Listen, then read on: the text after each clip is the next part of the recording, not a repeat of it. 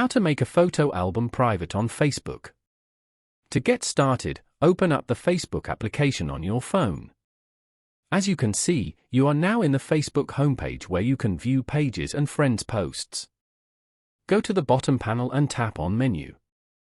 On this page, go to your profile at the top.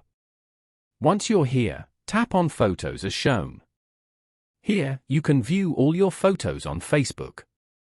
Now, go to Albums. You will find all your albums over here.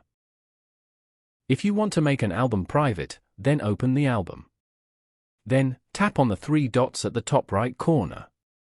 Select Edit Album. After that, tap on Friends. Here, select Only Me and then tap on Done at the top. Following these steps, you can easily make a photo album private on Facebook. Thank you for watching. Please leave a like if this tutorial helped you, or leave a comment below if you have any questions related to the video.